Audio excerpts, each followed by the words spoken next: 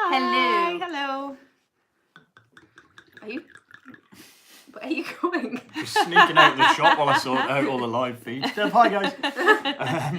Because the laptop's not playing. No. Shall I? Because Discord's No, not. I'm gonna have some coke. Okay. Highly authentic. Yeah. I wish it was that way. If it was authentic historical Coca-Cola, I'd have cocaine in it.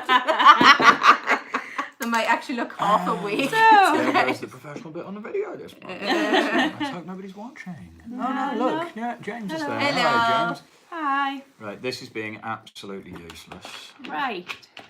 So we might not be able to see comments for a few minutes because the laptop has decided that it needs completely Hi, rebooted Jake. because Discord's crashed it. Hey, Jake. Okay.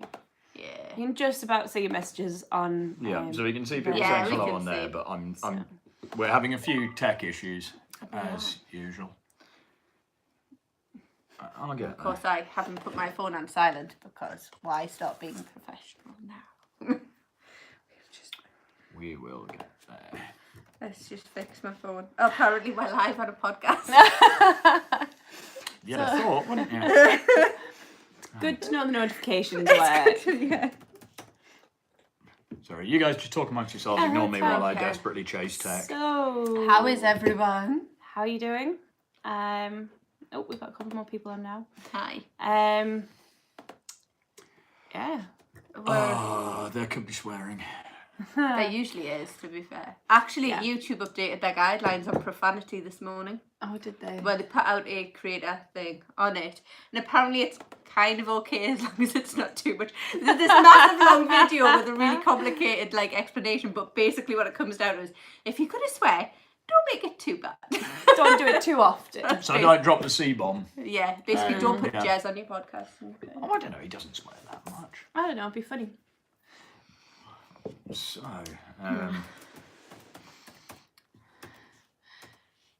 Hi, Mark. Yeah. Yeah. Yeah, basically that. right, I am getting there. It's Sorry, good. bear with me. So, what are we talking about this month? Well, We've we did ask people to ask us questions, Ah. but we haven't got any currently. So Nice. so the answer would be nothing. Okay. We are having a bit of a management team jolly on. Well, we had a bit of a management had a team jolly all management last team weekend, jolly. which was quite good fun. Yeah. It wasn't a jolly. We were working extremely hard, Very, despite very hard. it just Whether being you believe it pictures or of not. cocktail glasses on the Instagram feed. What we were actually doing was we were doing a management course, which is why all of a sudden all the promotional images coming up on Facebook look so much Yeah. better. Yeah. Yeah. So there's that. Yes, we've been quite busy, haven't we? Yeah. And on Friday we're off to watch a film. Yeah, now, there's been quite a bit of hype around it. Premiered last night Premiered in in Edinburgh Edinburgh. last night. It's been out in the States for a couple of weeks, I think. Yeah. And I Yeah. haven't yet seen that much about it, but it's doing very well. It's had a few nominations for It's got Oscar nominations. Oscars. It's had Sorry, a I've few just looked at nominations for the- BAFTAs. I've just looked at the feed and realised we used to sit in front of me. We've got this weird Gandalf Frodo. It's because I'm not leaning back, so I lean right back. I'm out of the shot because of where they decided to put the camera for this one. You know, Are you feeling tiny? I'm really little.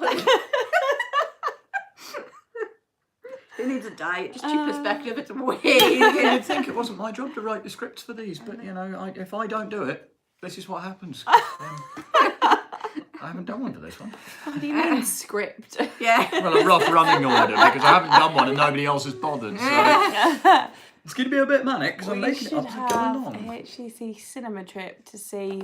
Right. Well, Mr. Well. Hogg, it's funny you mentioned that. It's not Because it's really an not official been mentioned at all at any point. But, cinema trip. Well, yeah, the premiere, we said we were going to go and see it at the Yes, Silver we Link did. on premiere night, and we've been saying this at all the trainings and practices. For a year now. Nearly a year, yeah.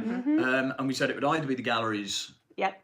no, sorry, not the galleries, the Metro or at the Silver Link for accessibility. Yes. And we've just decided for ease, it's going to be the best bet is to go to the Silver Link because more people are on that side of the river. If anyone wants to join us, we're on the 8:30 screening. 8:30 screening. No. We certainly are.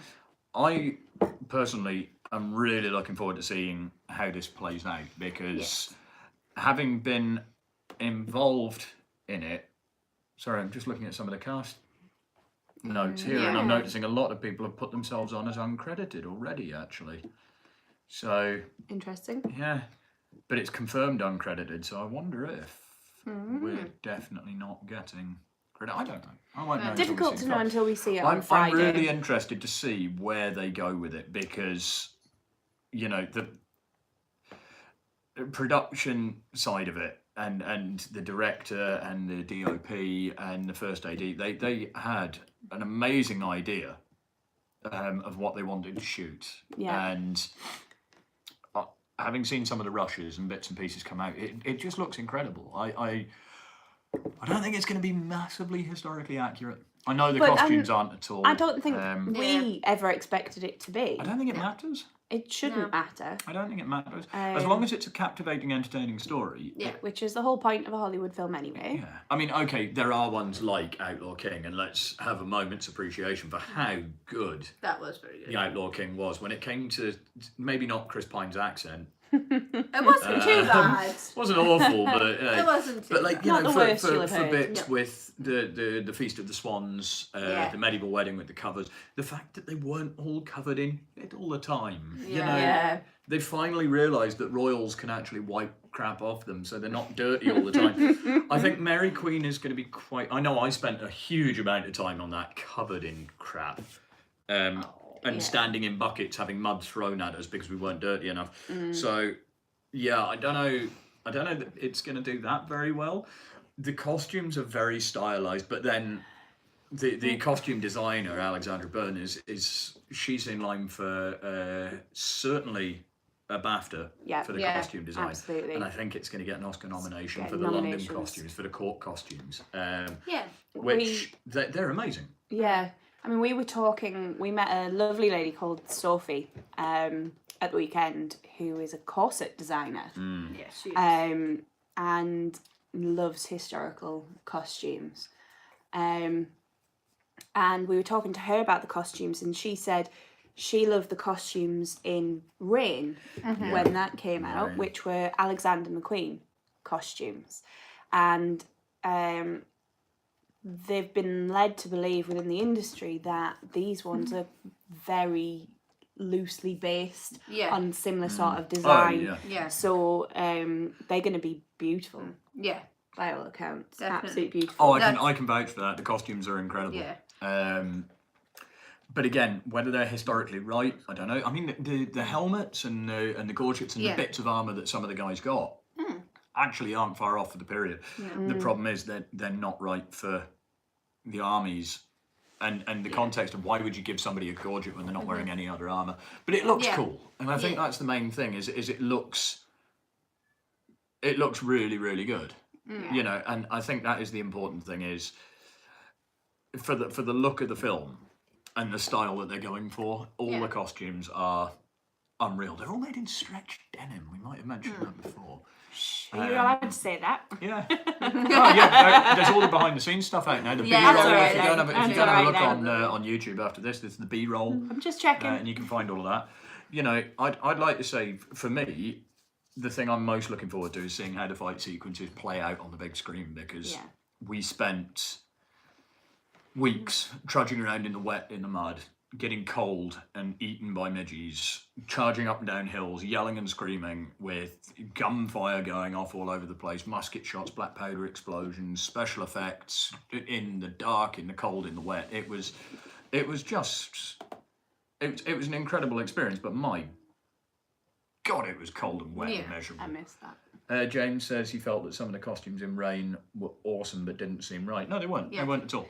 The music wasn't historically accurate either, and neither was the storyline. So, but they weren't expected to be correct. It And was if meant to they're be Alexander McQueen costumes, they're never going to be correct. I mean, do we want to start whinging about how authentic Vikings is after the first 5 minutes of Series 1? No, because everyone enjoys it for being entertaining. Game of Thrones gets whinged at for being not historically accurate, despite having dragons. People are just going to complain. This is my argument. I said from the minute that I walked off set from Mary Queen, this is going to piss people off. Yeah. And the first day that the trailer dropped, that's exactly what happened. It pissed people off. But the thing is, people have to realise that films, Hollywood films especially, are made for entertainment purposes. Yeah. So whether or not Mary has a French accent or a Scottish accent, it doesn't matter. To be fair, the fact that it's being played by Saoirse Ronan and she's done such a great job, the fact that Mary doesn't have an Irish accent is probably really good, yes. That really threw me the day she was on set. Really threw me. Because the whole time I've seen her on screen, she's always spoken with a clipped English accent. Yeah. For this one, she'd learnt the Scottish accent, and that was like, great. And then we walked past, and there was this Irish noise coming out of this actress that you just associate with a British accent. And same with Margot Robbie. Yeah. It was very strange hearing her natural accent coming out when they were in between takes. Yeah. And David Tennant, oh my God, David Tennant with a broad, heavy Scottish accent as the manic preacher. I cannot wait to see that. You know what? I found a drawing, now I forget the... I really ought to be able to remember the character name because we spent quite a lot of time standing in a field shouting support for this insane anti-female preacher. And you can't remember the name at all. I can't remember his name at all, but he's a real person. I love some of the titles John people something. give themselves when they add themselves to IMDb. John Knox, that was it. Oh, sure. We'll have a quick... John Knox. We'll not name names, but I'll have a quick look. Yeah, John Knox, the preacher. If we had a stream deck, I'd put a photo of him up right now because the makeup that they've done for John Knox is incredible. I mean, have you guys seen what John Knox actually looks like? Yes, yeah. Yes. Side by side with the makeup they've put Tennant in. Yeah. No, I haven't seen them side by side. Wow. I mean, it's amazing. I think the hair and makeup team have got a BAFTA. Well, I know the hair and makeup team have got a BAFTA Tennant with a beard nomination that as big, well. it's a bit unsettling. It's incredible. You know, and the makeup they've done for Elizabeth. Oh my God, it's unreal. Yeah. I mean, to make Margot Robbie look as physically unattractive as they have in some of the scenes is really quite amazing. That's quite a feat in itself, I think, isn't it? Let's be honest. Just the scale of it. I mean, the river fight sequences, we were losing, like the stunties that were in the river were losing wigs left, right and centre in the river. I think the budget ran to that for 10 grand on wigs. Wow. Just disappearing into the river, you know, that weren't and usable again. That's not Margot Robbie's wigs. That was like just utility wigs. stunts and stunt team. And they were there, and then the makeup team and the hair team were there actually hand-picking, making the wigs and putting the beards together. And some of the guys you'll see in the film, they've got like massive beards in the background, and they were clean-shaven. You'll undoubtedly notice one of the special action guys, Doug Utting, lovely bloke. He's gone on to do work on Thrones and things as well, I think. I'm not sure if I'm allowed to say that, so if I'm not Doug, I'm really sorry. But hey, nobody watches this. Just massacre your MD. Yeah, but Doug has one of the most spectacular pieces of chim furniture that I've ever seen. And you'll think it's a wig. It's like, literally, it's this size. Wow. Nice. It's amazing. He looks like, what's his name? The wildling leader that is in love with Brienne. Oh, yeah. Yeah, he looks like his old, younger brother. He's got this huge beard. You'll see that and you'll be like, that's a wig. It's not. And then you'll see some of the guys stood next to him that have got beards on like this, and you'll be like, oh yeah, no, and it's a wig. So, the makeup team did an incredible job, and I was really pleased to catch up with Samantha Jack. Yeah, Sam Jack was on that, who we worked with many moons ago on Safe Haven, and to see her go from basically struggling in a pop-up teepee to work with actors that were just putting bullet holes on your mad. head. Yeah, she did my bullet hole. I've still got that somewhere. But it was amazing to see Sam back into context there, where she's actually a sort of a dailies makeup and doing everything. And see her still working so well in the industry. And you know, the guys that I worked with on that were just they just worked so hard. Everybody in the wardrobe department. Thanks, Jake. Yes. It's Tormund. Yeah. Yes, but everybody that was on that shoot, I mean, we had some hellish days, like Black Nest Castle. When you see Mary learning, shooting with the pistol inside the castle and everything, and King, I think it's James, rides back in and tells all of his men, "It is done, dismiss the men." Blah, blah, blah. It's meant to be Holyrood Castle, but they used the inside of Black Nest, which is right under the Forth Road Bridge. It was windy. It was cold. Don't talk to me about bridges over It was wet.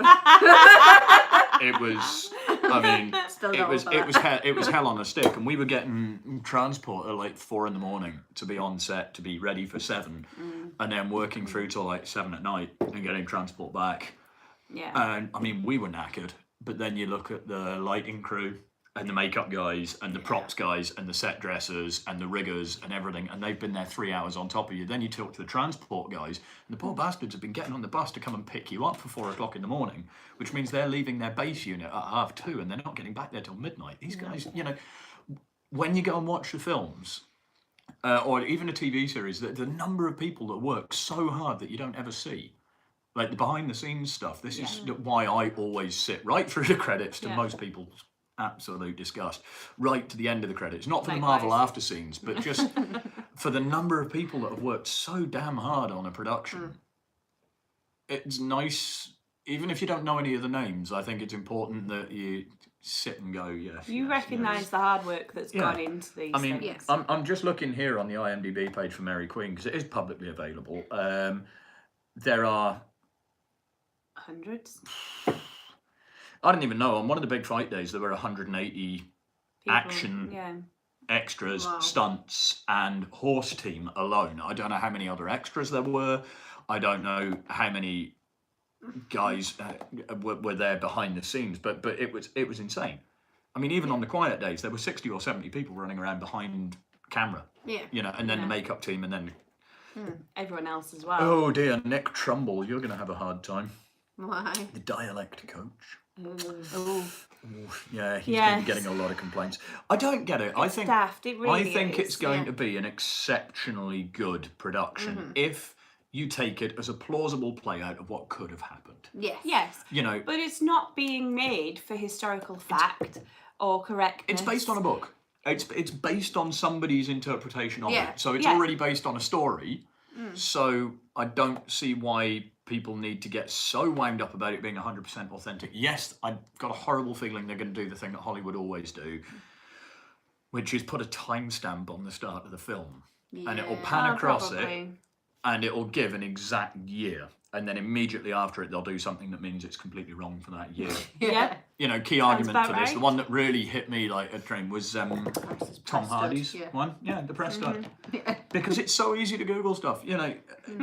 Just it's not even there for a reason. Just don't put it there. What were you thinking in the wardrobe department? My God. But it doesn't even serve a purpose. It's a press stud with nothing on it. It's just there to piss people off. I'm sure that's why they do it. But maybe that is the whole point of it. If you're doing something like Outlaw King very, very heavily states at the start, it is the Siege of Edinburgh, and it puts the date on the screen and it says, this is happening right now. Yeah. And then for about 8 minutes, almost gets it right. That's a long time to get things right. Outlaw King, that is quite a long time. Outlaw King, if you want to see a really interesting look at it, actually, Shadiversity has a good, a good review video on it. So if you haven't seen that already, go and look at Shad's vid, because actually it's not far off. When it starts to drop for me is when they're fighting in the ring, because it's just not good fighting. I'm sorry, the two actors tried really hard. And I understand why it's not good fighting, because if you go back and watch that sequence again, from the moment it enters the royal tent to the loosing of the trebuchet and slightly beyond that is one single tracking shot. Yeah. Which, to have a tracking shot that involves an interior scene, an exterior scene, a massive physical prop, and a fight sequence in a single tracking shot, I sort of understand why the fighting's not ideal, because the chances are they probably fucked it up. Yeah, I get that, and it's a really bold decision by the director to go for something that big, but it's not 100% inaccurate. The tents are right. There's painted canvas, which is nice to see. The costumes bang on. They're wearing knee-length tunics, hose, breech. It looks right. It's clean. Yeah. It's clean. They've got the belts tied on properly. They've got an actual medieval sword belt on them. Why they're carrying sharp swords in a camp but anyway, if you've not seen the video, go and watch Shad's one, because he does a much better job than I will. But actually, as far as medieval films go, it's pretty damn good. Yeah. You know, I think Mary is going to be a fascinating story. Yeah. And a fascinating, plausible telling of what might have happened. You know, everyone's going, they didn't really meet.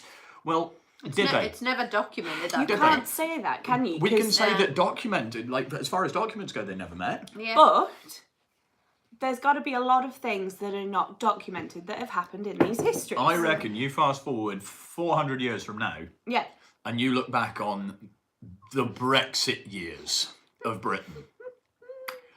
I think there is going to be a very different spin on it, especially after what happened tonight. Yeah, and I think there'll be a lot that will not be recorded. Yeah, I think a huge amount of it will just be like, let's fucking pretend that 2016 to 2019 didn't happen. Brush it under the mat, and that never happened. Thing is, though, we can't in this day and age because of the way things are recorded. But you can. Back then, you can. The medieval chronicles. I mean, Bede's chronicling was vast when he was around, and it survived. Yeah.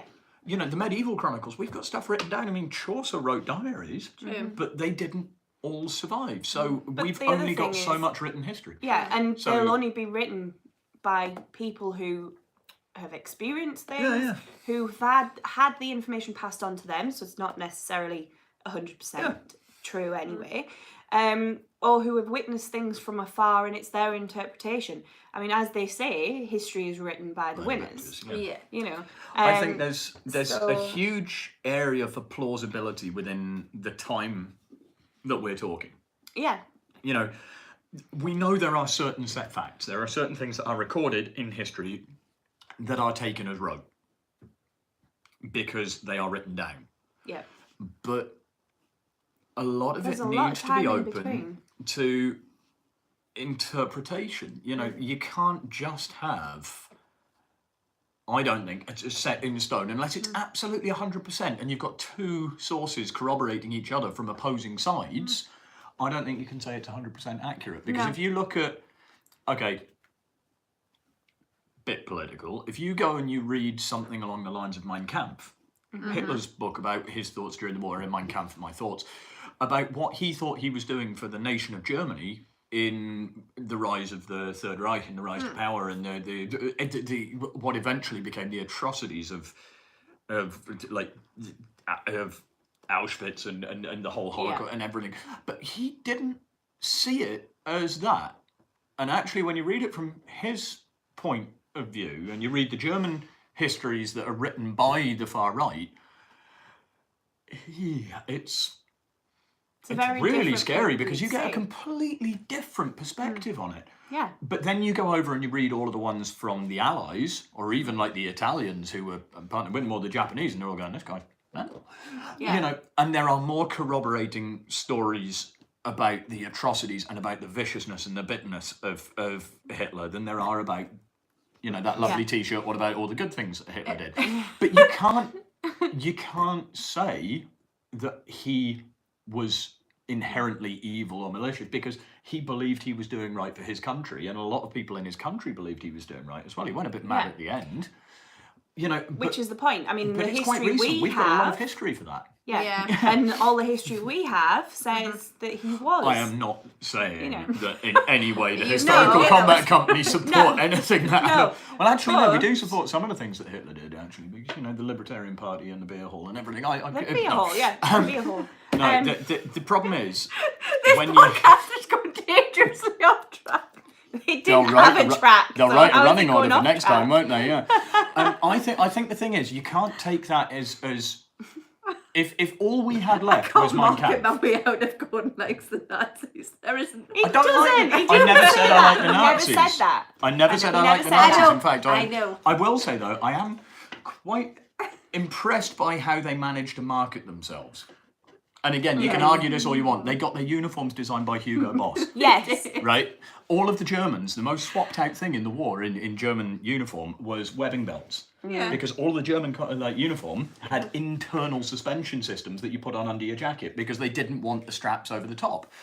So they were incredibly uncomfortable to fight in, but it didn't matter because they looked very good. And I mean, when you look at the imagery of the Third Reich and the Nazi rise, they were incredible manipulators and politicians. They were mental, The outfits were actually really But great. you know what, as far as it goes, Kit, it though. shows how iconic it was, because if you look at any post-dystopian film now where they want a shadowy, sinister, uber-Mensch government, Yeah, they go They to the go Nazis. back. Yeah. Because it was iconic. Every time. Okay, they were bad. Yeah. I think we can all agree Nazis were bad, okay? Nazis you know, were bad. let's go, Nazis bad. Nazi uniforms, really uncomfortable. Stylish. This is, this is the thing, if you look at... Yeah, but go back through history. It's true, though. Look at Scotland. Look at the context of Mary, Queen of Scots. Look at James's raised army, and look at John Knox's army. They were raised against the crown. They were terrorists by British standards. Look at Wallace. Look at the Bruce. They were terrorists by British standards because they were fighting against the established crown. But actually... Were they? If you read it from the other side of the border, they were freedom fighters and heroes. Yeah. So, this is why I'm saying it's really difficult to interpret history in straight black and white, because if one person says, "Yeah, they were really bad," it's fashion over comfort for the Nazi uniform. Yeah. I mean, yeah, absolutely it was. Yeah. It's very much a case of you can't categorically say every opinion held in history is correct It's because fact. it's backed up by paper. Yeah. Because I mean, recent history, we can look back at the Third Reich, or even at things though, after that, like the poll tax riots. You can look at those and go. Equally though, let's look at this in context of looking at the Nazis. Look at You are our starting own- on the I ground. can't tell look you at how Churchill. I can't tell you how much it terrifies me having you two talk about Nazis on a live comedy podcast. I'm not. I'm talking about Churchill. I'd like to say it is history, though. You can't deny it. It's historical combat. There was a lot of Churchill fighting because of it. is to a lot of the Oh, British. he's a bloody hero. He was a huge hero. People love him. He was brilliant. no. He was amazing. But he was a hero. dick. He was a Exactly. complete dick. Exactly. But that is hidden from history. Yeah. As Well, much of course it as was, possible. because it's been written out to make him an absolute exactly. image. And I mean, and if you that's follow my the point. Brexiteers and the Tommy Robsons of the world, where they're going on about, that we need to take back our country. If you literally put Winston Churchill's voice over what Tommy Robson's saying, now it's like, that guy's a muppet. But in context, what he was saying at the time really fed into this sort of Europhobic atmosphere because the war was starting, the Germans were kicking off. So at the time, I mean, if you want it to made see, sense, if you want to see a decent, I'd say a decent adaptation of who Churchill was as a real person, you've got to see Darkest Hour, which is Gary Oldman. Now, I've not watched the full film yet. I I will haven't seen say, it all yet, but I've seen clips. I've seen clips of it, and Oldman said he found it very difficult playing the role because, firstly, he was massively allergic to the partially allergic to one of the prosthetics. Secondly, he gave himself nicotine poisoning Yes, he did. because of the number of cigars he smoked, because they had to do multiple takes. So he smoked so many cigars that he gave himself nicotine poisoning. Yeah. But thirdly, he said actually finding out about the man was quite difficult. So I think... Which tells you in itself that history is edited to fit the perceptions. And I mean, bear in mind, that people was want a you to have. film last year, and it won, it got won 6 awards. Academy Award nominations, and it won the Best Actor for his role as Churchill. So, I think if you want that alternate take, you've got to dig a little bit. You can't just sit on it and go, Mary categorically never met Elizabeth because it's written down that it didn't happen. Mary had to be French with a French accent. But you see, the problem I have with that is, technically she probably was, because the probably language that was was. spoken in the courts at the time was French, French. which means that Even in technically this Scotland, entire the film... language Exactly. talking. This entire Exactly. film should be subtitled. It should be a French language film. Yes. However, it's about an English queen and a Well, if you- Scottish queen. Why, and why is it therefore- nobody complains about historical accuracy in Shakespeare? Because technically, in Henry V, they should be speaking French. And Henry should have a French accent. But whenever you see them, and now good fellows yet abed on this day, we can say we bore these scars, it's always RP. Nobody ever whinges about that because it's a historical context performance. Yes. But what they don't consider is that Henry II also said "Honi soit qui me réponse," which is the Order of the Garter, which I found because of some of the On This Day posts. So there's one coming up about the Order of the Garter and some fascinating stuff there. Why, in a courtier's case, would he, whilst performing an act, speak French if it wasn't the overall language. So in theory, the people that are whinging about Mary not having a French accent and maybe having come to England should be whinging about every medieval film that's ever been made because they're not speaking French. Yeah. I don't know. I mean, do you want us to go back to like speaking Gaelic and just do all our films like that, or something? Do you know what I mean? You could, in context, you could say every film in history, depending on where it's based, has to be done in that. No, I'll tell the you language of that time. I'll tell you the one that does it beautifully. And I mean, I've still not seen series 3 yet, so there's no spoilers. Don't worry, we don't do that here. But in Man in the High Castle, which is an Amazon series, absolutely fantastic. Again, iconic. Well, we're back to Nazis. God damn. There's an alternate history, and in this alternate universe history, the Nazis won, and the Axis won. So America's divided across the seaboard between Japan and Germany, and I mean the way they've done it, they mix archive footage and everything, but they start finding clips of D-Day landings and the Allied victories and things, so they have to take these videos to the Man in the High Castle. It's an amazing concept. It's beautifully done. But because they have Americans speaking English, sorry Americans, you speak English, right? You have Americans speaking English. They don't, but okay. Germans speaking German and the Japanese speaking Japanese. Instead of subtitling every single conversation, there are some characters that only ever speak in their language and it's subtitled. So the director of the consulate of Japan only ever speaks in Japanese because it gives him a character image. But when they go in and they're talking, they walk into a room full of Germans and the conversation starts in German, subtitled.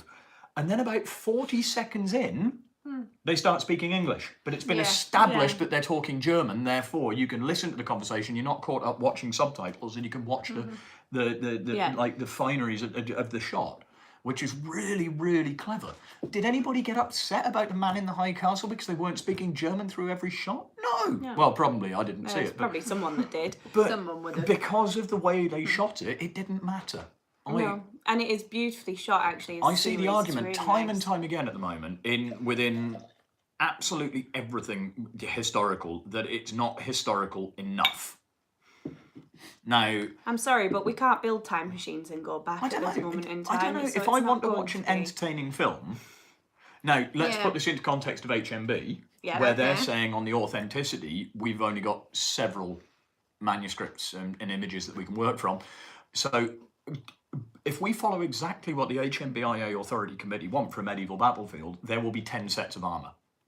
That's it. 10 styles of armour across every fighter. Now, when you put that into context of Botan this year, we're talking 150 v 150 out in Serbia, which is going to be incredible. People are going to die.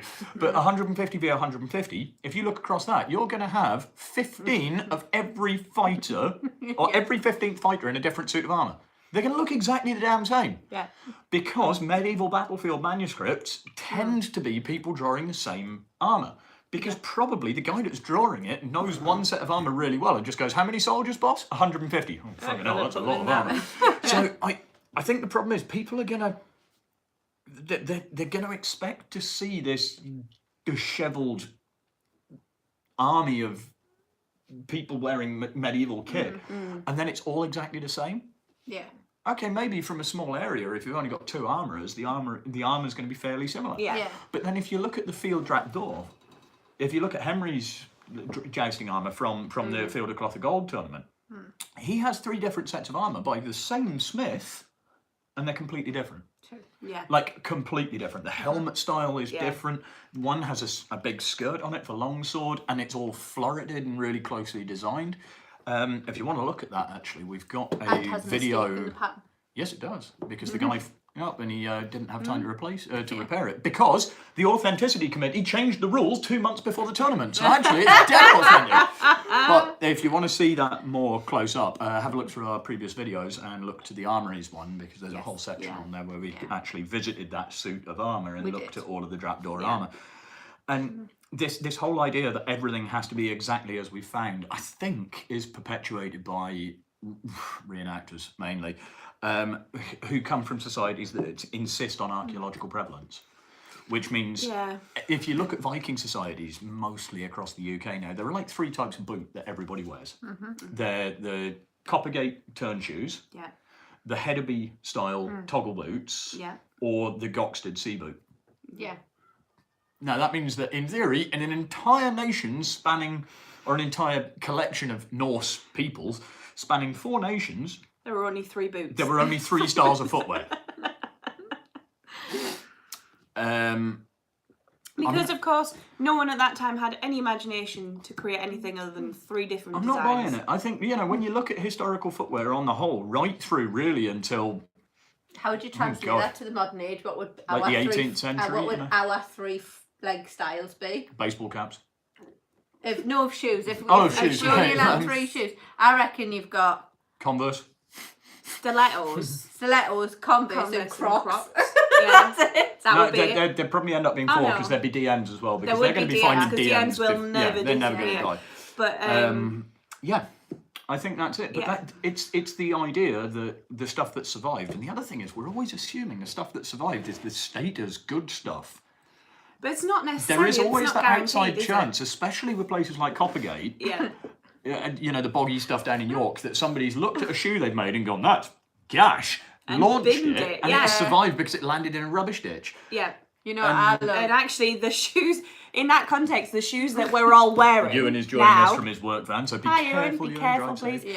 Yeah. The shoes that we're all wearing now could all be reject designs Yeah. that they decided not to wear I think because they weren't Yeah, worth the problem worth with the problem with insisting on historical accuracy in any context. You know, I love whenever they find something and they don't fully understand what it's for, you always get the ritual object. Yeah. I've just got Yeah. this image of like archaeologists in 3,000 years' time building shrines dedicated to fidget spinners because there is no use for them. Yeah. And they just be finding them going, they must be ritual objects. Yeah. Jake makes no other says, sense. if sci-fi has taught us that new rocks will take over space. Actually, you're not wrong, mate. Yeah.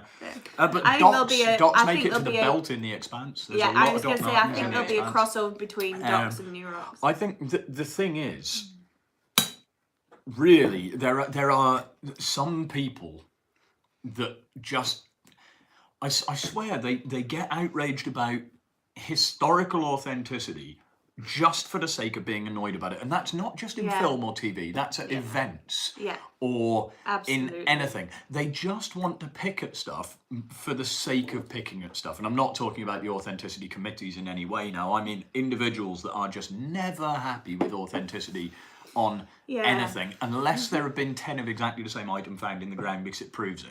Yeah. Don't start us because I'll go on me Vikings, couldn't it, Rand? There was a But huge that's one a for a good long point, time. though. Yeah. Huge one for a long time within Roman reenactment societies. And I remember living through a bit of this. Yeah. Makes me sound dead old, I don't mean it like that. But I remember actually being in a society when this was a thing. Romans didn't wear socks under their caligae. So your sandals didn't have socks because Romans didn't wear socks. Until there was an excavation at Vindolanda that found a note in a tablet, a wax love that. tablet, that was scrawled down, obviously to be passed on to somebody to write down for him and send away as a dispatch, that says, "Dear Mum, Britain's crap, please send more socks." Yeah. And I'm not sure what the first bit says, but it definitely says, "Please send more socks," which means that the Romans had socks to wear under their caligae. And suddenly every reenactment society, certainly in Britain, went, "Oh, bugger. Right, yeah, you can wear socks now." And then, of course, the great argument started on what kind of knit or weave or loom or Well, pattern. they found some very early Egyptian Yeah. ones. I mean, they're which finding are stuff at very similar. Vindolanda all the time. If you guys are in the northeast and you can get along when it reopens, go and have a look at what's happening at Vindolanda, because the archaeology that is coming out of that place is breathtaking, especially the back trench now, where they're into the deoxidized Amazing layers. stuff coming out. They're pulling out brass finds and bronze finds from the Roman era that are still shiny, because there's no oxidization occurred, because there's no oxygen in the soil, so perfect. they're in perfect condition. They've got saddlery and tack Yeah. and shoes I was and gonna say they fine found laced and full leather laced shoes, you didn't know, they? which are so totally more evolved than the crap that we're finding at Coppergate some 600 years later. Which would be a good argument for the Coppergate stuff being I mean, historically, costume Thrown away clothing rather doesn't than used. really change from. Or just when you live in a part of a country with this many hills, you learn to make good shoes. Could Yeah, also be the Historically, costume really doesn't change from about the 4th century BCE right through to around about the 19th century in its fundamental states. You know, I think it was Jez at an event once said basically it's all the same until somebody thought of pockets and comfy shoes. And he's not wrong. You know, I haven't done a single period in the medieval where I've had comfy shoes. The Roman caligae are bloody awful. They really are. But then again, I don't wear them enough to break them in, and I know true leather shoes you do need to break in.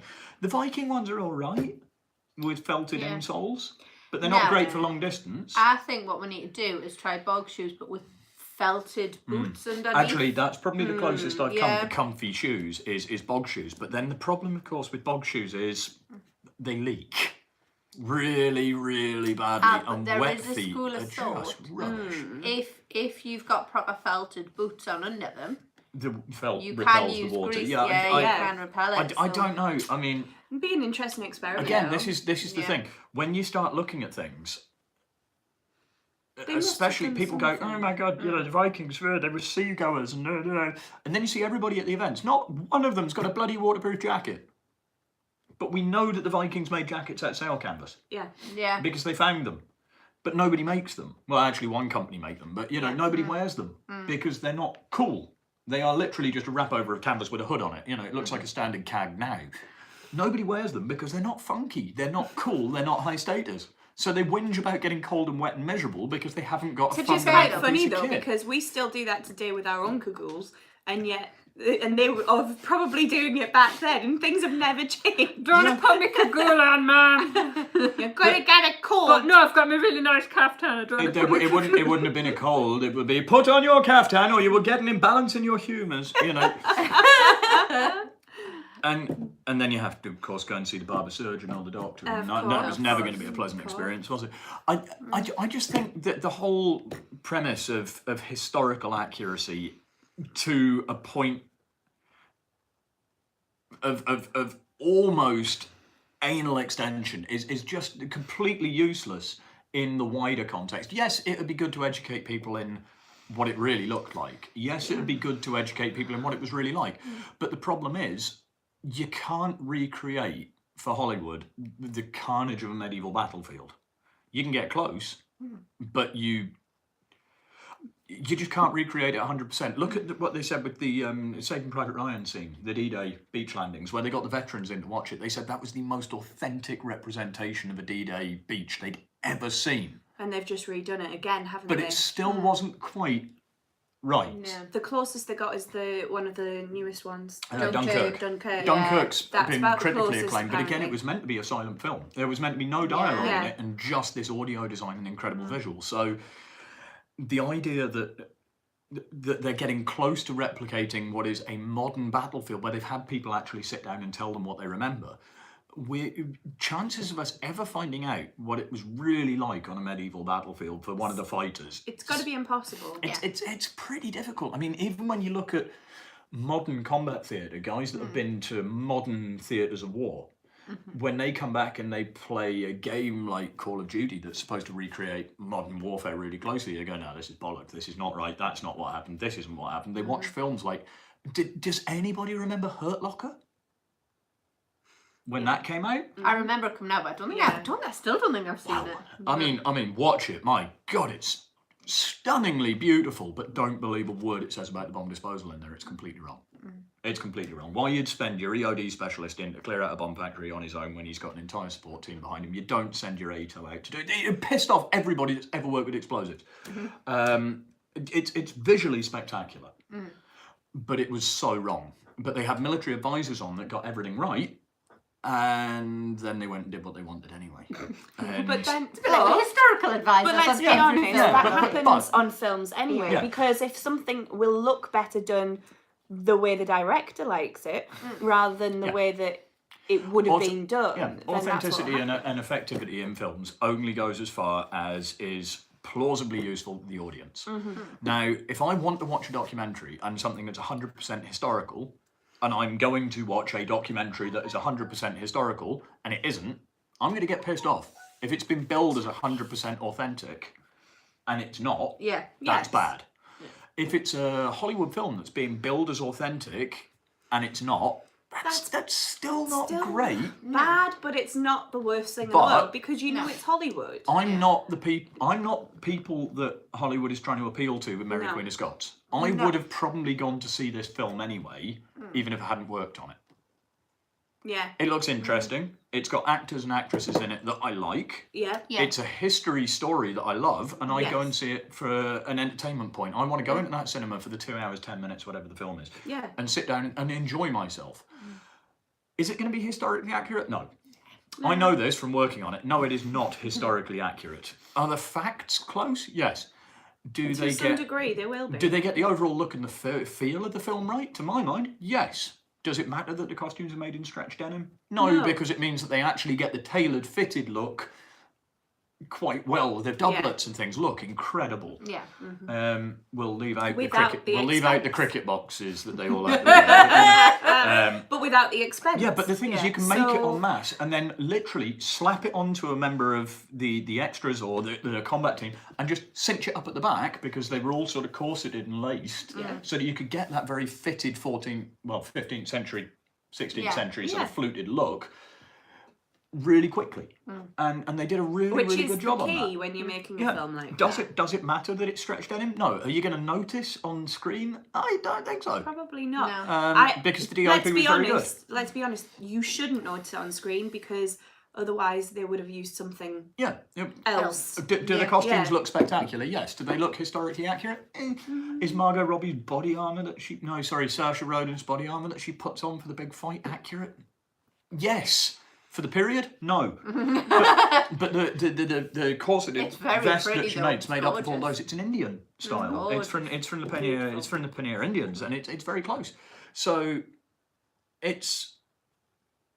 But with Hollywood, it's about picking and choosing facts to make a great story. Yeah. And picking and choosing everything else that makes one film. So the costume design, I'm biased. I think the fight sequences are going to be a lot of fun. Yeah. I've seen the rushes, I've seen the trailers, I've seen some of the edits. We think that the fight scenes are going to be a lot of fun because we're going to be looking for him and various other people as well. I think they're going to look like absolute carnage, and that was the direction. That was the direction we got from Tony C, the fight arranger for that sequence, or the guy that we were working with as our fight arranger for that sequence, and the DOP and the director. They said, guys, what you're doing is great, but it looks too clean. We need carnage. So go wild and go big and go loose and go nuts because we want to see carnage. Yeah. And when we were doing it, a lot of us were finishing up the takes and looking at each other going, this is... I'm not sure. Yeah. Having now seen it back from what they were shooting, it looks like absolute hell on a stick. And that's exactly what they wanted. It's the scene that we were shooting, it's an ambush. I won't say any more, but it's a massive ambush scene. So...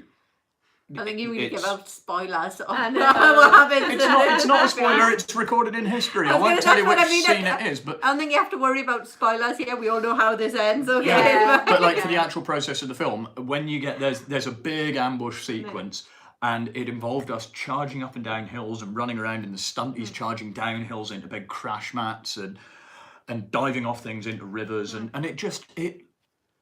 seeing it in isolation, we didn't know that it was going to work. Seeing it in context with all the SFX and stuff laid over it, it looks amazing. It really does. I'm very, very excited to go and see it on the big screen. I mean, it's the first major Hollywood thing that I've worked on. Yeah. Probably not going to get credited. I'm not bothered. I'm very proud of the work we did, and I'm very proud of the work that everybody else did that I got the pleasure of either helping with or being part of or seeing on set. And I wish the entire crew and lead cast every success at the BAFTAs and at the Oscars, because I think they really earned it. Now, that said, I haven't seen the film yet. I might come back next week and be like, don't go and see it, it's rubbish. But I genuinely... They've got all the fight scenes. I genuinely don't think it's going to be. I think it's going to be an incredibly gripping story set in a visually stunning imagination of our universe and our world. And... it's going to be an incredibly entertaining section of film. It was a big Hollywood film shot in Scotland. It that was. is reason enough Which to is Well, support a it, hell of a really. Yeah, well, it wasn't. There's But- there's quite a lot of stuff Some shot of it south of the was. border. Yeah, Yes, but it but- was over here. Yeah, There well, it was was a all lot of time- produced in a the lot UK. shot over in it was all Scotland. produced in the UK.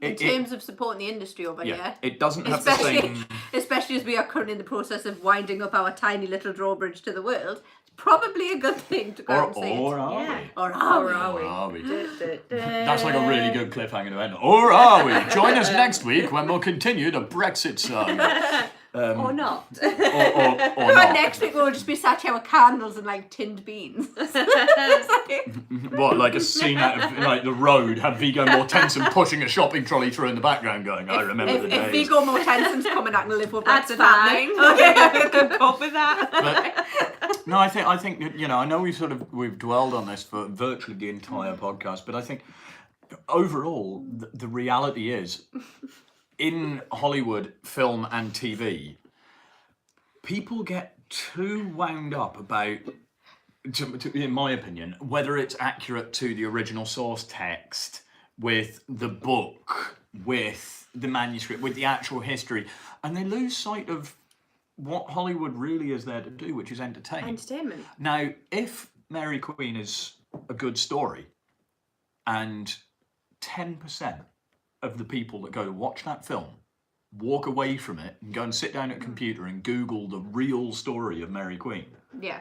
or the real story of Elizabeth I, which was, I think, the On This Day post It was this morning. today's. It was, Yes. yeah. You know, to discover some of that history and realise that they spent a good amount of their time as young ladies locked away in various different houses. Yeah. Yeah. And if it inspires one person in 10, if it, literally 10% of the audience to go away and do that, then surely it's doing its job. Yeah. Yes. You know, our gladiator shows, Arbea and Segatunum and places like that, they're not 100% accurate. In fact, they're probably not even 50% accurate, to be I honest. think we're a little over 50%. We well. did fairly well. I think we get fairly close. Yeah. I think we get, for the feel of the event, I think we get fairly close with what gladiator shows were when it wasn't a fight to the death. I think Yeah. we about hit that. Are the costumes accurate? So is the armour accurate? No. I make the armour, I know it's not accurate because it's leather, and why would you wear leather armour against sharp swords? For a training armour, yes, it might be accurate. Yeah. If you want to see really accurate gladiator combat, Acta Historica, fantastic. Yeah. But it's not particular, unless you're a fighter, it's not particularly entertaining to watch. So if one person goes away from our show and looks up the real history and then goes on and finds Acta and sees what it's really like and goes, oh, right, okay, brilliant. If one person goes away from our show and goes, I'm going to rewatch Spartacus, brilliant, because it's engaging them and making them want to do stuff. Does it matter if it's historically right? Not really. I don't know. I think in some context, yes, it definitely matters. If you're asked to go and do a 100% historically accurate historical education piece and you get something Yeah. wrong, you're then affecting the education of the people that you're dealing with. Yeah. Absolutely. But does it matter in the context of a film if that film then means that people go on and watch something else or research the project further? Look into the it's history something itself. interesting to talk about as well, because I know when we've done gladiator shows, people have been like, "Oh, so is this what the armor was actually like?" And you're like, "Nah, it would have been metal." But for training armor, yes. But then we've had one going, "Oh yeah, they wouldn't have had girl gladiators either." And we're like, "Actually, no, that one's right." Actually, let me That's stop you right. there. Yeah. So it And I mean, does I provide think we talking can about. say as sort of fairly hearty exponents of this, the more research you do, quite often the more uncertain you become. Yeah. Because when I started on my journey into HMB, I went, right, I pretty much want 14th century armour. Wrong. The more research I've done into 14th century armour, the less certain I am that I actually want it for the mass fights, because I want more protection, which means I probably want 15th century armour. But the problem is, if I'm going 15th century and we've got and I'm part of the Reavers team, why not just pump it another 80 years and go to 16th century and go for a steel bonnet? Because it gives me the protection, it gives me the look, it gives me the effect. But then But does mean someone can grab hold of guys and do that. it does, but tell that to Scott as well. Scott's bigger than you, quite a lot bigger Quite a than lot you. bigger. But What we're looking at here is you yeah. running at someone, But then this is what I grabbing you mean. by the The face whole- and just throwing you into a corner. But the whole process of that is, I thought initially I understood what armour in the 14th century was quite well. But then when I started looking at armour for the context of full contact fighting, I realised that actually for the sport style of fighting, I don't want 14th century armour. On a battlefield with sharp weapons, I think I'd probably prefer the 14th century armour because it gives you the mobility. But in a bullet sense, I want more protection. It's the same with our gladiators when we go, we want them in this armour because it looks cool. And they go, well, I'm not wearing that because it doesn't allow me to move to do this move. We have to work around it. Yeah. I think, you know, when you start researching, I mean, we found out so much cool stuff about gladiators. Yeah, we did. You know, the fact that they actually choreographed routines. This is documented. We know they had choreographed routines. Yeah. To big up. So if you take gladiators into the context of modern day MMA, what they were effectively doing was having pre-fights to sell the pay-per-view, which was the guys that turned up at the amphitheatres to watch the Primus. Yeah. The more people you got turn up, the more money the gladiators made out of their prize purse. Yeah. So they were selling it by doing big, showy, choreographed moves between the schools. Yeah. And 9 times out of 10, they didn't end up being killed. So Ridley Scott absolutely shat on the memory of gladiators when he created the Russell Crowe film. Yeah. But it was an amazing film. It was. And I mean, Andrea's doing the fight stuff. We have to be nice about the fight stuff. Yeah. But it genuinely, But it's a an spectacular iconic- film. it's It's an an iconic icon. film. It's a great piece. And that image of Russell Crowe stood in his black armour in the centre of the arena is the one that It's everybody beautiful. thinks of when you say Gladiator now. Yeah. You know, and the soundtrack sticks with people and It's all this. what, 20-year-old now? Oh, God, it's got to be, yeah.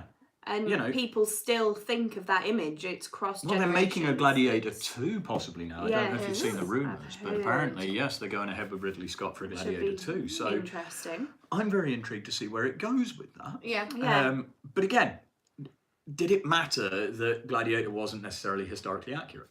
No. No, because hundreds and hundreds and thousands of people watched that film, millions in fact, watched that film, and it enthused them to learn a bit more and go to the local sites. And It's good for the museums. It's been good for certain places. it's a of where we double-edged are, sword and- to me because I am a stickler for authenticity. I love the real history Yeah. because it's so good. Why would you Change, embellish? Why would you change? It's so good as it was. The costume, the clothing, the Viking stuff, and putting all this fur on them and why, you know, fur-lined stuff, and then put the beautiful twill embroidered with the gold thread and everything down on it. They look amazing. They look incredible. Look up the Thanes of Mercia and look at some of the stuff they've done. Why we feel the need to cover them in leather and fur because they're Vikings, you know, is beyond me because it's interesting enough. Yeah. Why we need to do stupid hero swords? Talking about costumes, we were saying at the weekend, you know how you want me to make you this tunic from raw wool right the way through to finished piece? Yeah. If you're going to do that, I'm going to need a weighted loom.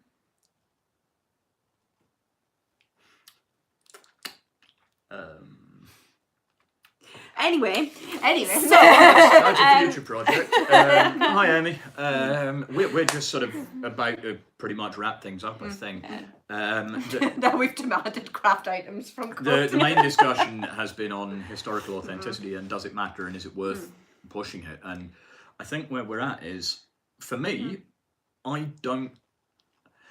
work in the industry, obviously, so we understand why they do it. directors and costume designers and writers do what they do, but I don't think they need to do it. I don't think there is a need to make things more fantastical than they already were. Yeah, I because- think you'll find that the historic pieces in a lot of ways are beautifully made and stunning pieces of kit. Yeah. So why you have to embellish them to make them extra stunning Let's jump back to the production that a huge number of us actually worked on, the Beowulf, a few years back, the Kieran Bew ITV series Beowulf.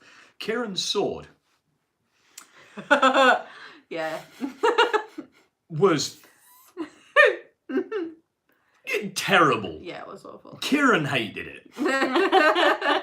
And I mean, as an ex-champion fencer, he picked it up and he just went, "Oh dear." You know, it was meant to be a sort of hand and a half sword. The hilt was massive. The blade had all these extra bits on it, and it was okay. Yeah, the setting being proto-medieval, you know, Viking, Dark Age setting Great. We don't say Dark Age anymore.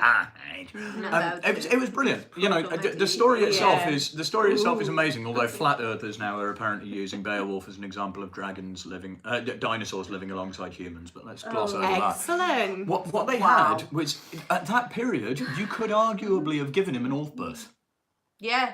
which is a stunningly beautiful hero sword. Yeah. And when you look at a lot of the background artists and like the stunt guys, they actually have really nice sort of H&K style, not H&K the weapons manufacturers, H and K pommels, type H and type K pommels, and really nice sort of proper Viking looking swords. Yeah. But for some reason, somebody decided that Beowulf needed this Thing. bloody thing that looked like it was made in the Philippines by a blind retard. I'm sorry, it was awful. It was so bad. And if you're the armourer and you're watching this,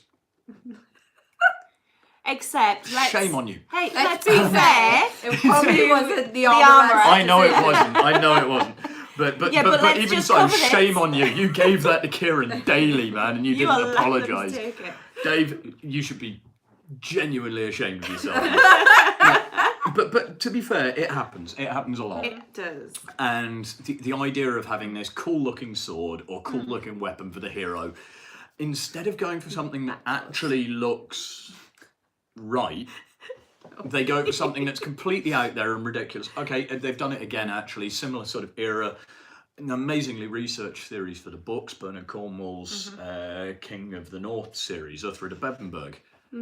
Have you seen Uhtred's sword in the series? Got a big, pretty amber lump in it. Very pretty. Very pretty. Have you ever held a lump of real amber?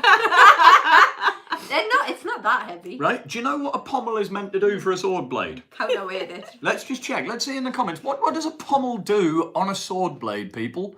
Please get this right. Sorry. If you don't, you're fired. Okay, we're going to give them... They're all going to pretend the live chat's gone down Yeah, now. they're all We trying know to it remember how hasn't. to well spell done, pommel. Amy. Well done, Amy, yes. Yes. Of course, the pommel is specifically there to counterbalance the blade. Now, I don't know if you've ever... Well done, James, yeah. I don't know if you've ever held a chunk of real amber It's not very heavy. and then taken the same size chunk of real steel or iron and held them side by side. Unless you're on the moon, they weigh quite considerably different amounts. Don't pitch Beowulf on Right. the moon at ITV.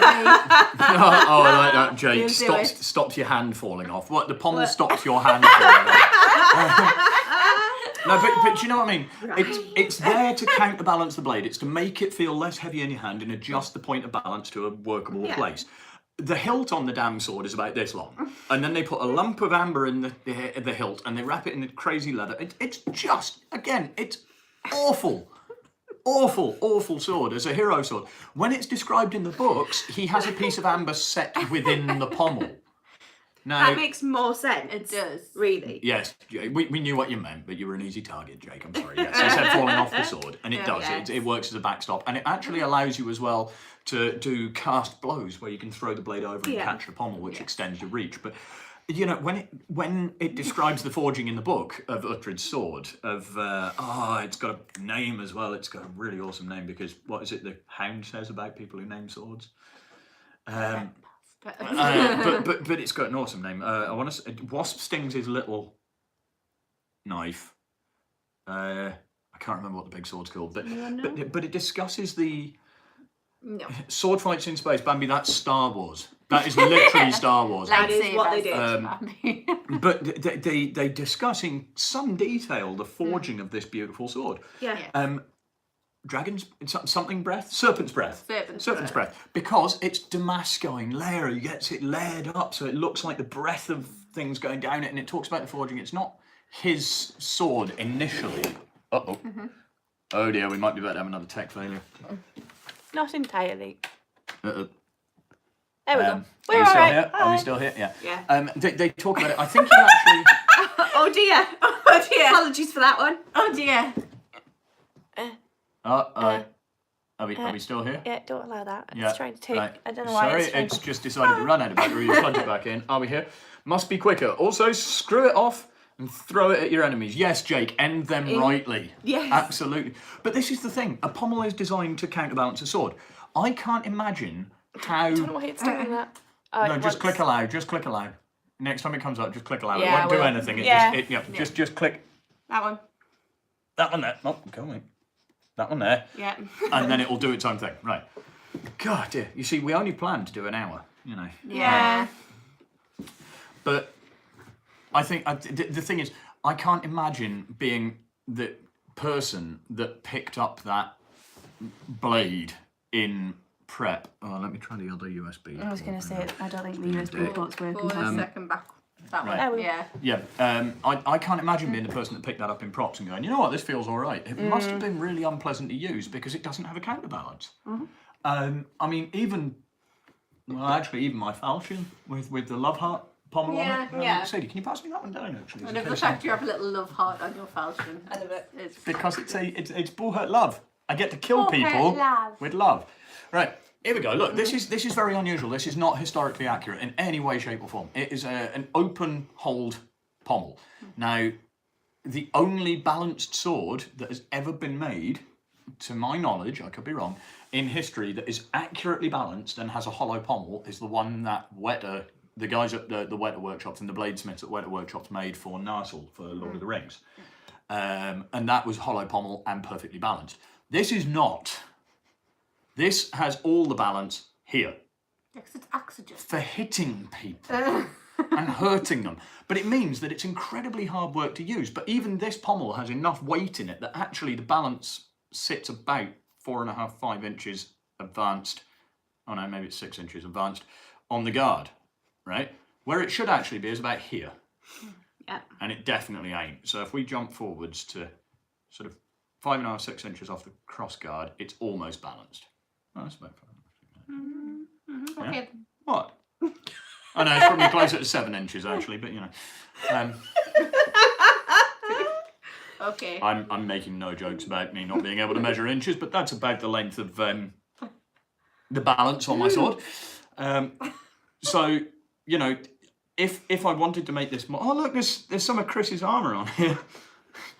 Green paint on the side of the blade from where I hit one of Team Scotland. But if I wanted to make this more back balanced, I'd just weld metal onto the pommel until it was heavier. So putting something in the pommel that weighs literally nothing to fill this void... I have a feeling Bowhead Tech could be watching going, you will not randomly weld things. Excuse me, Bowhead Tech won't have a problem with me No, welding they stuff won't. to that. That's a not medieval Bowhead. extreme one. Mine. No, mine's Medex as well. No, yours is Bowhead Tech. No, yeah, mine. Yeah, my axe is Medex. Yes. And so's my falk. My sword is God knows where it's from because I got that from Callum, from the guy who runs Dust Monkey. Nice dueling sword. But again, the weapon itself, if it has an ineffective balance, it's tiring to use. That falchion is horrifically tiring to use because the balance is very forward because it is designed for one thing, and that is to knock somebody to the floor. Why they thought making the pommel out of this piece of amber that's like got a little leather wrap over the end of it and stuff. And then they commit the cardinal sin of single-handed medieval swords. They put it on his back. And it goes shing.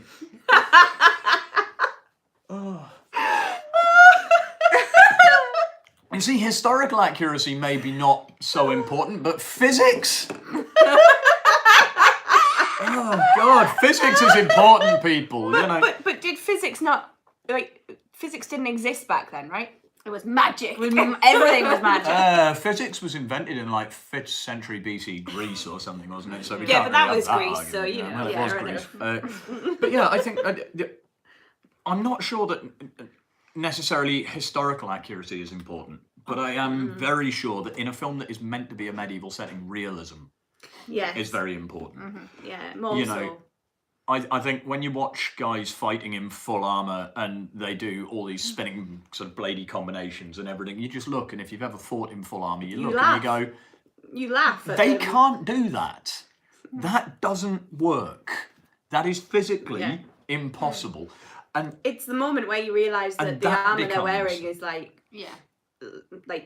cotton Oh, or something. I'll tell you what, lightweight. watch out very, very carefully in Mary Queen, and this is not a dig at the wardrobe department because they did an amazing job.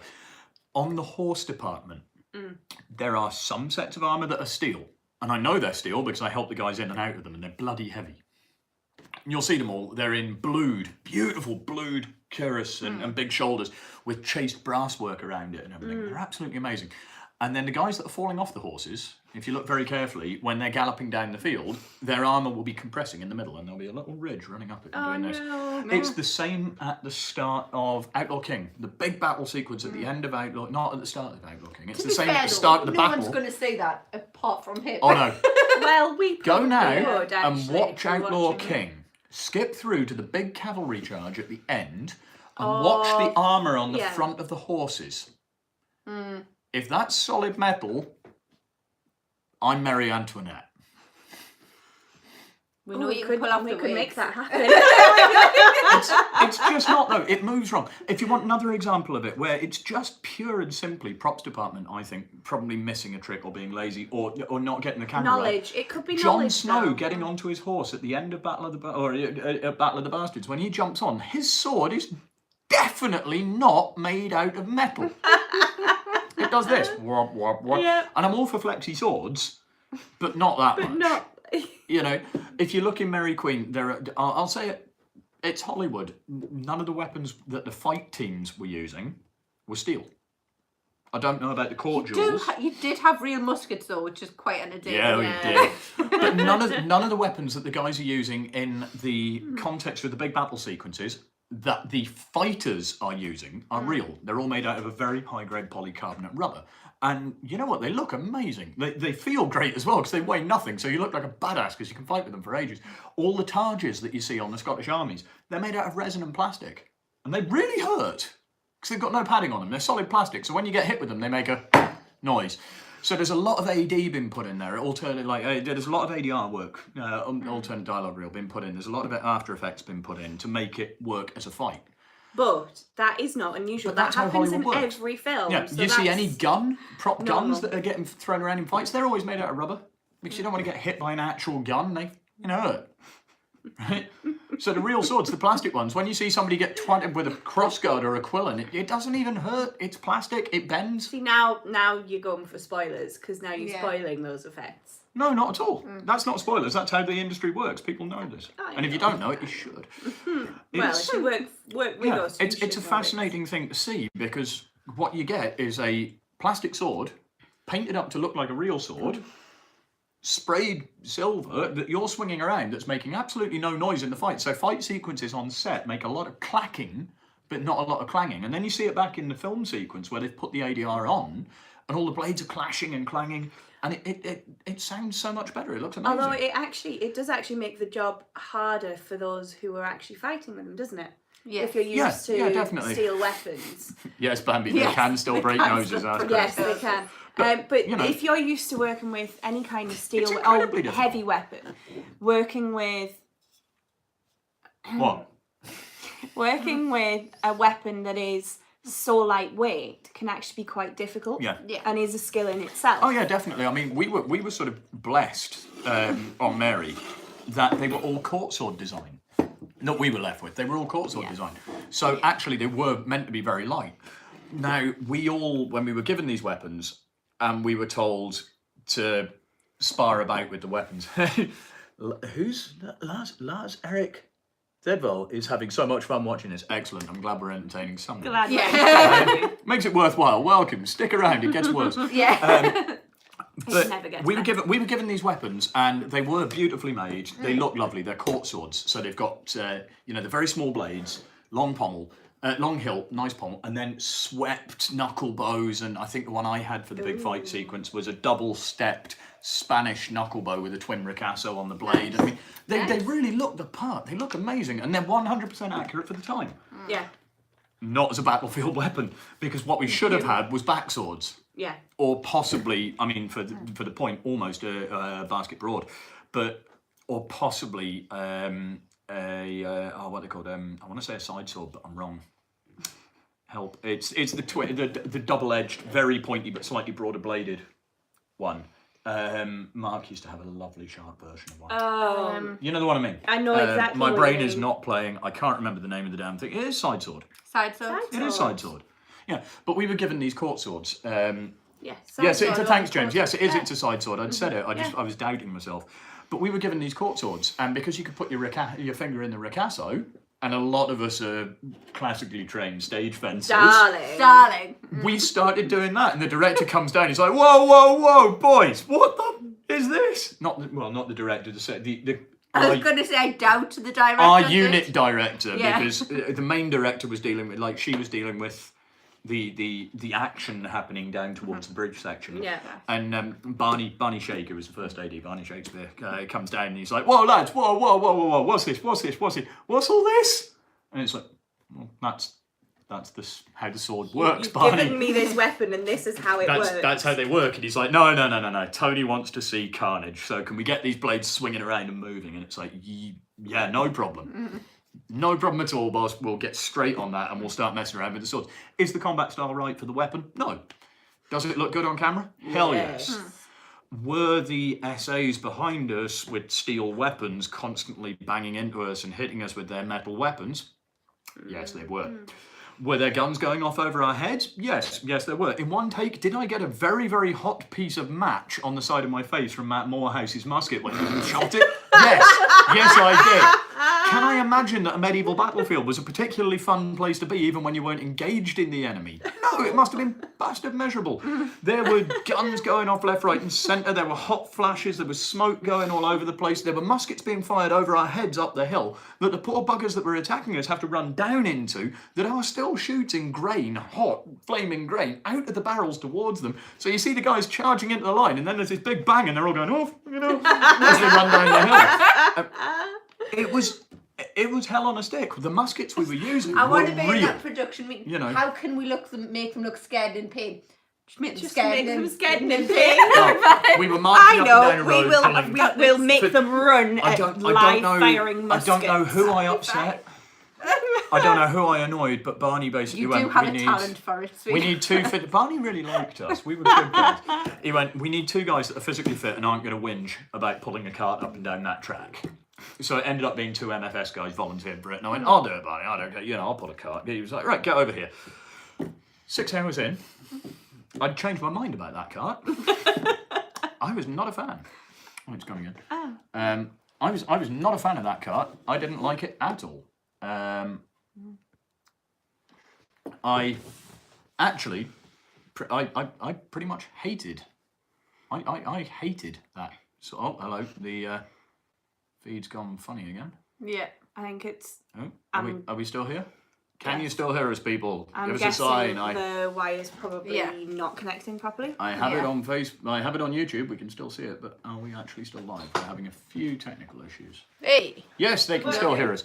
So, I was pulling this wagon up and down and running around, and then they said, right, we've done that, guys. We need you to march up and down and look like an army. So we're marching up and down and looking like an army.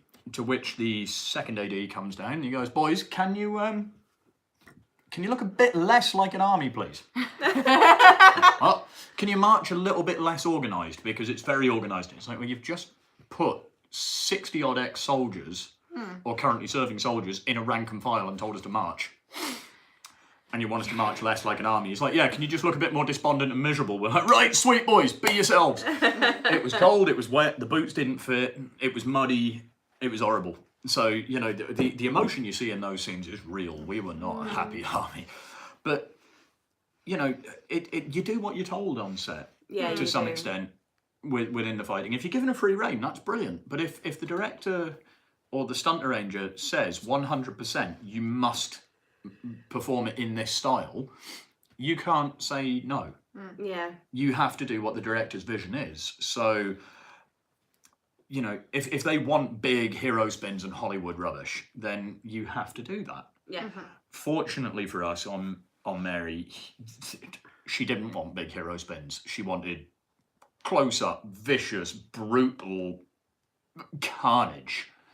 So the fights are really savage, and the death sequences and things are horrendous. I mean, there are horses getting blown up left, right, and centre.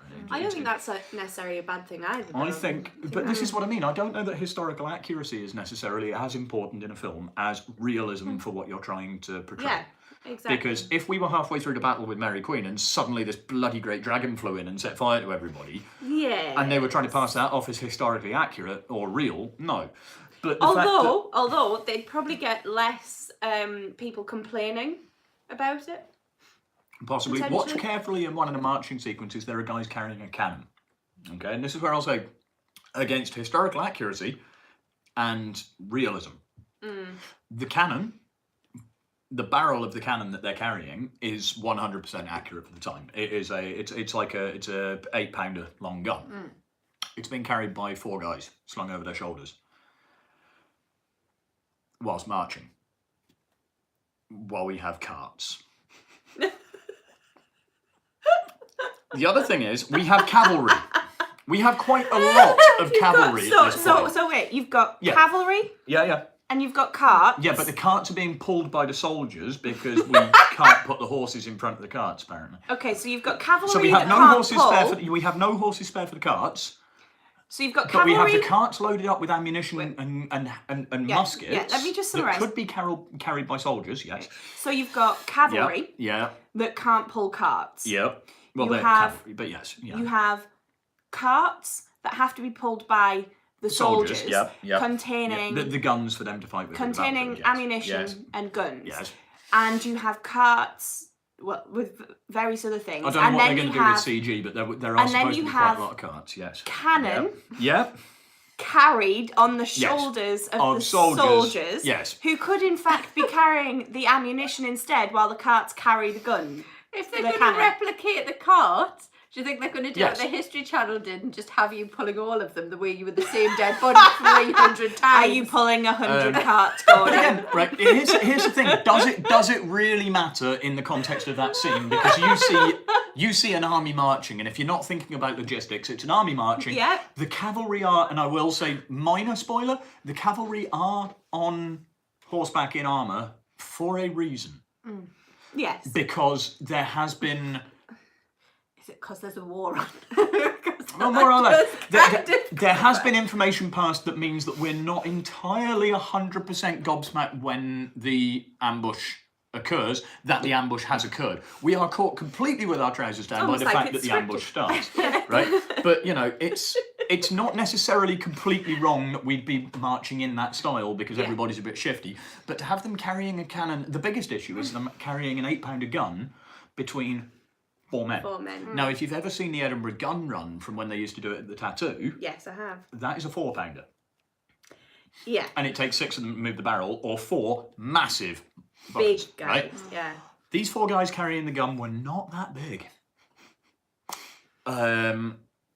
So it's authentic because the gun is 100% accurate. It is not realistically plausible because you would never have carried that gun. No.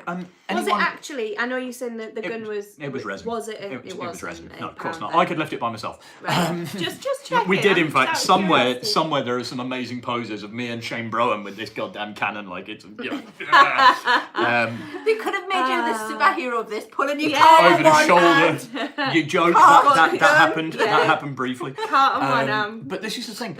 Is it historically accurate? No. Does it matter for the context of that scene? No. Is it important that the guns are in that scene? Yes. So... But we couldn't tell the director no because he wanted 4 people carrying... she wanted 4 people carrying the gun because it looked nice. Because they wanted to see the gun. Yeah. And if it's on the cart in a box, you then have to do a flyover cam to see it in the cart, which takes away from the feel of it. Expensive. You know, yeah. So did at any point anyone like cart surf? Oh god. I can imagine there were. To be fair, can you imagine, right? Anybody that has any experience of squaddies. We had guys from literally every wing of the services, from the Royal Marines. In fact, you'll see him in one of the sequences. He's drilling some guys in the square, and he gives them orders. And an older lad. I won't name names. He's in the credits. I won't name names. He's drilling his soldiers in the yard, He is an ex-Royal Marine drill sergeant. Having Outlander flashbacks. No, not like that. God. But we had guys from Royal Marines through to RAF, through to the Special Needs Regiment. Sorry, the RAF regiment.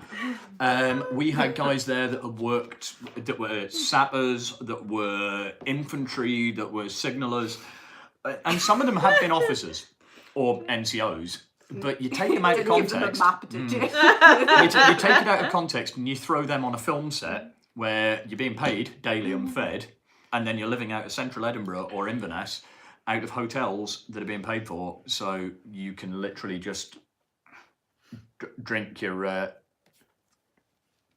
drink your paycheck. There was a very, very good level of camaraderie between the soldiers, and I think it comes out on screen. Actually, we've been told it looks like we're a band of soldiers that get on because we were out drinking with each other every night. And Level Vision says they misread the title and thought it said thick, and was about to say where the thick girl's at. Come along to training. I'll introduce you to a few. Hey! And then they'll kick your ass. Although yes, THCC, we may need to look at changing that. But I normally put the little one at the end. Yeah, I know.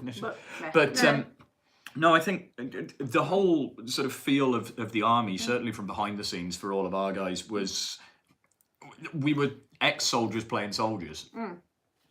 In costume, so I feel very sorry for Barney, who was our AD, because he had to put up with a lot from our guys.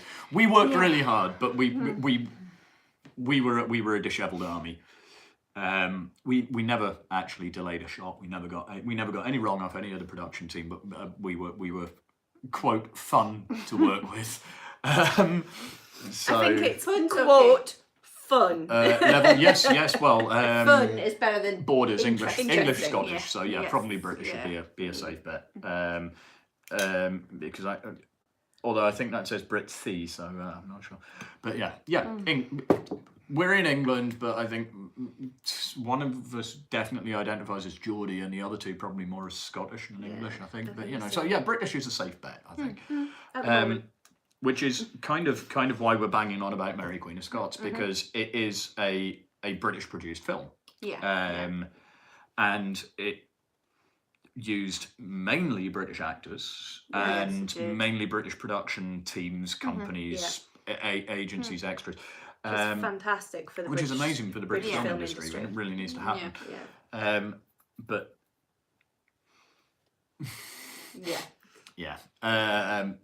I'd say I probably identify more Scottish for my nationality, certainly after joining the national team for IMCF.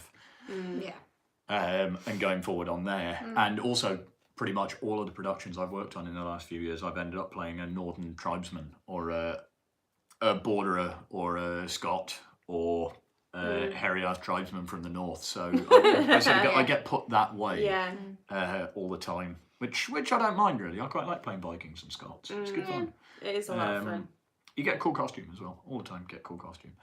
So yeah, I think if you're sitting on the fence about going to see Mary Queen, well, anything this year really. If you're not sure, go and watch it. If you see the reviews and it's like it's not 100%. I've seen Holmes and Watson, for example. I've seen some terrible reviews about that. Yes, meant to be hilarious. But bear in mind that the Definitely reviewers, the official reviewers, some of them are set out to give negative reviews anyway. I was watching a James Corden thing from Late Night with James Corden last night on YouTube, and he was sat with Will Ferrell doing a thing on his piece, and he said, "Look, I've seen the film, and actually I really enjoyed it. It's British humour to a T."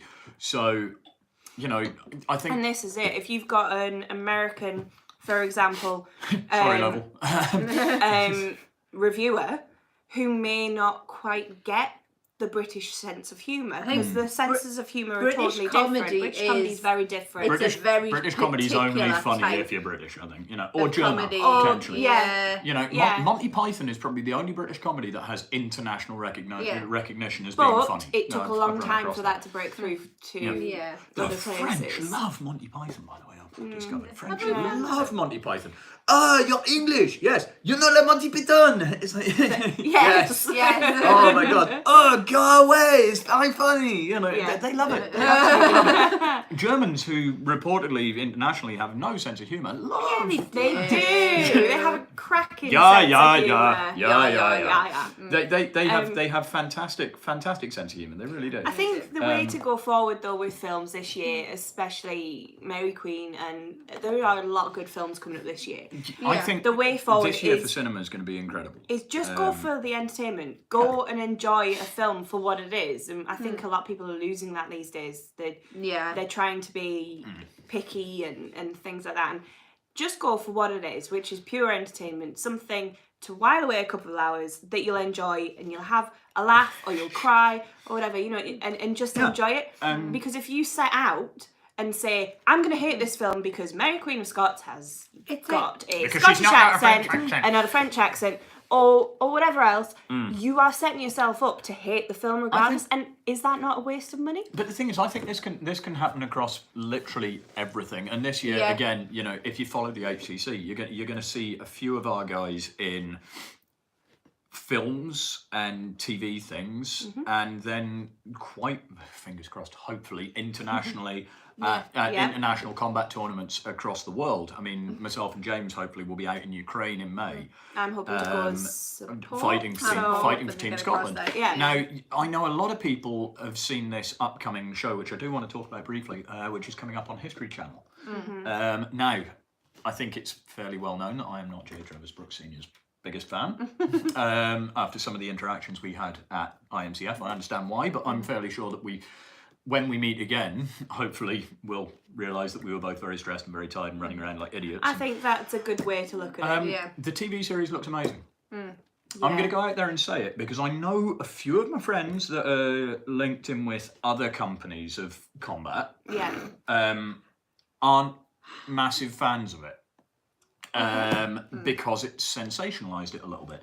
This is, of course, we're talking about History Channel's Night Fight, which I think premieres on the 25th of January. It's soon. It's very soon. Now, this is the full contact fighting that a lot of our members also do outside of the dramatic performance, and it is getting into full plate armour, walking into the lists, and beating the living hell out of your opponent until you either knock them to the floor or you win a time round on points. It's not a recreation sport. It's a full contact competitive sport in medieval armour. Yeah. It's referred to as HMB, Historical Medieval Battle, or Medieval Armoured Combat, or lots of things along those lines. But it's not necessarily a recreation. We're not pretending that we're knights. I don't think anybody. No. I don't know. Maybe the ACL do. I don't know that many of them. I don't know. I know they have the Knights Hall over in the States, and this is what's being filmed for History Channel.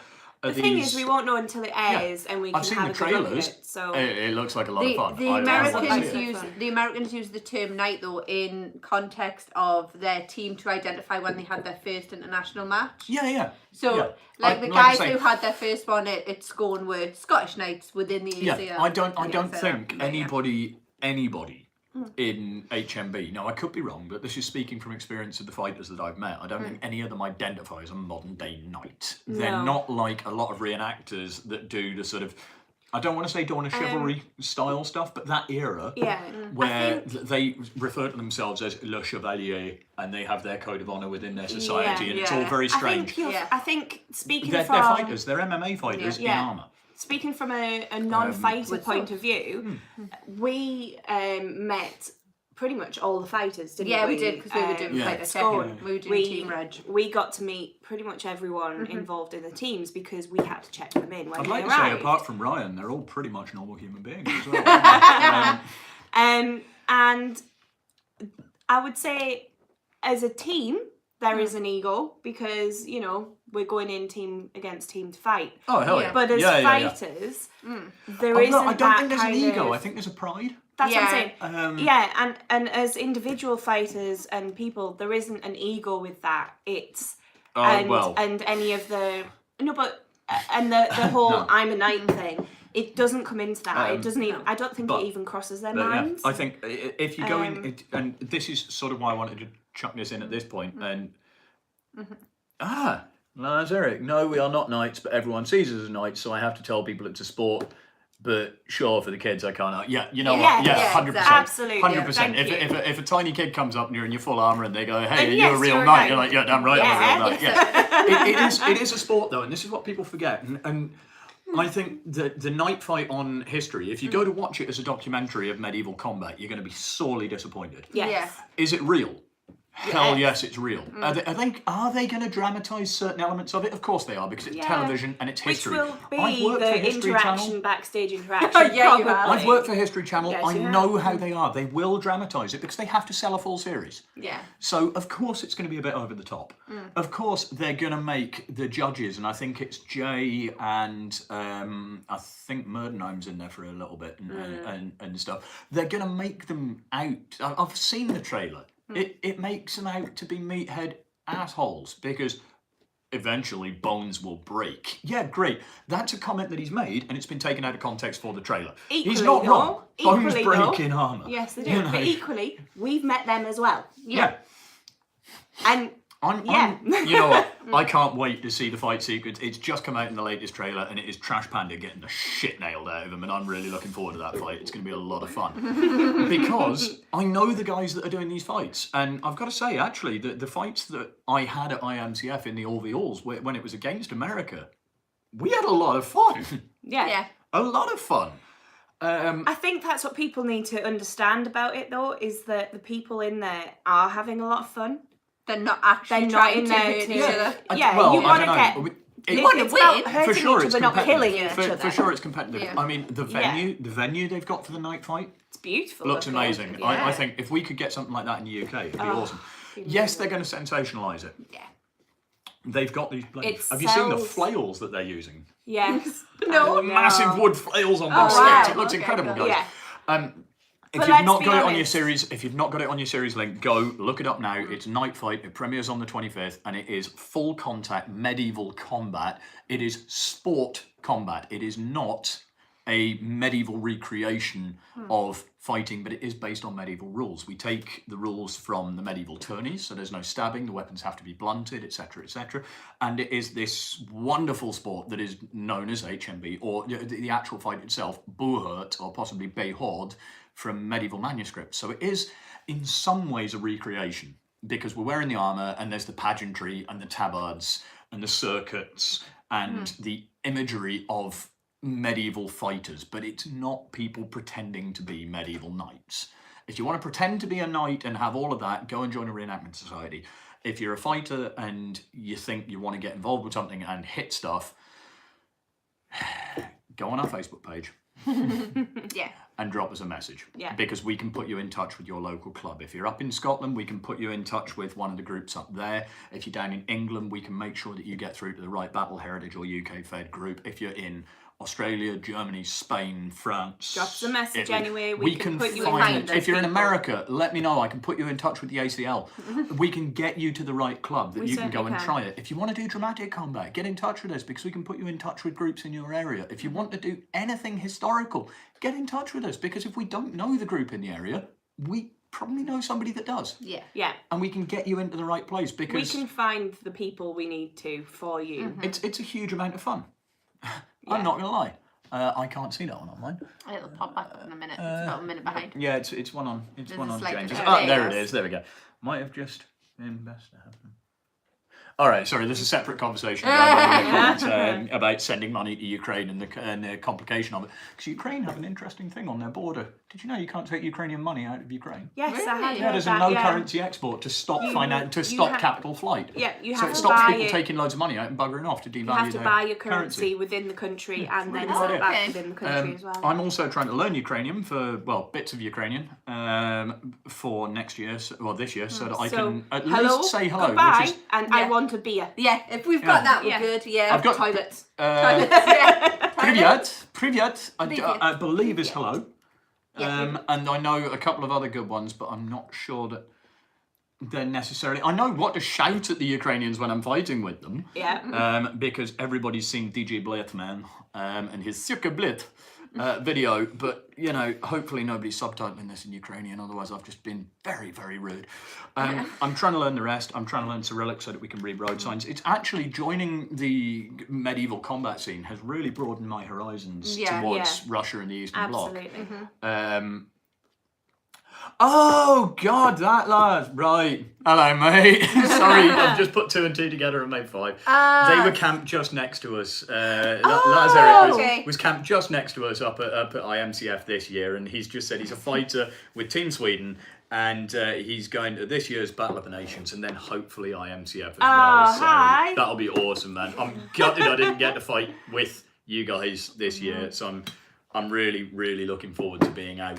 And Ukraine as a venue, if you watch Night Fight on History Channel and it looks good, then there are live streams. Go on and sign up to the Battle of the Nations Facebook page. Go on and join up on the IMCF's Facebook page. They will post daily links of all the live tournaments. There's also the HMVIA, channels as well. the YouTube channels. There's Sadie WMFC. and I can get a decent data plan, and we're in the Ukraine. That'll be a hilarious alternate Oh commentary. yes. As people discovered this year at IMC. It'll The be even venue better for next this year. year's IMCF This and this year's Pretty boat. their armour is.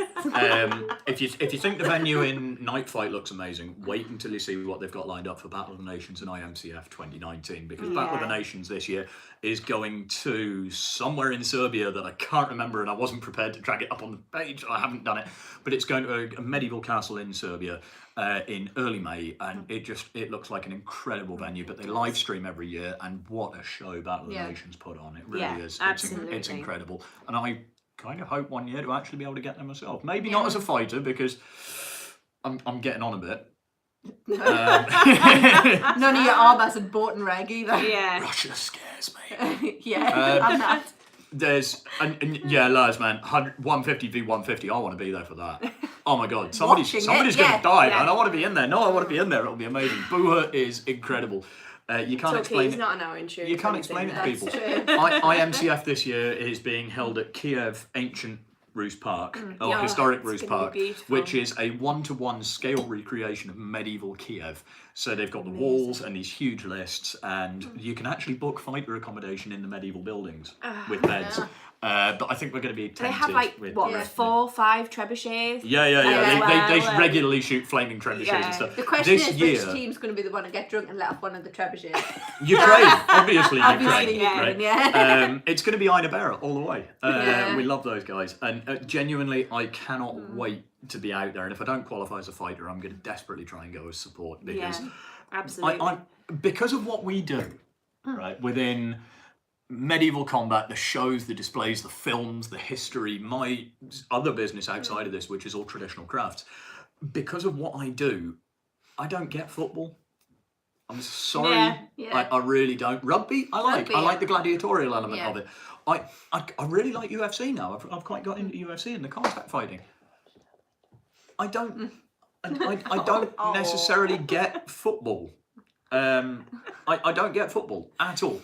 I don't get the national pride for the World Cup. I don't get any of that. But national pride for this. Oh, I get medieval armoured combat. Absolutely. Wow. It's so cool. If you're a bit of a, and I use these terms as a badge of honour. If you're a bit of a geek or a bit of a nerd, and you like medieval stuff, and you play Skyrim and things like that, and you want a sport that you can get enthused about, medieval armoured combat is it. Yeah. You know, if you want to support the team that myself and James from the company are on, and that Lily and Sadie are working within, Sadie's going to be one of our marshals. Check out the Reavers Medieval Armoured Combat, and if you're in the north sort of northern borders of England check out the Northern Wolves because they're based out of Sheffield, run by Tim Martin, I believe, and they'll be able to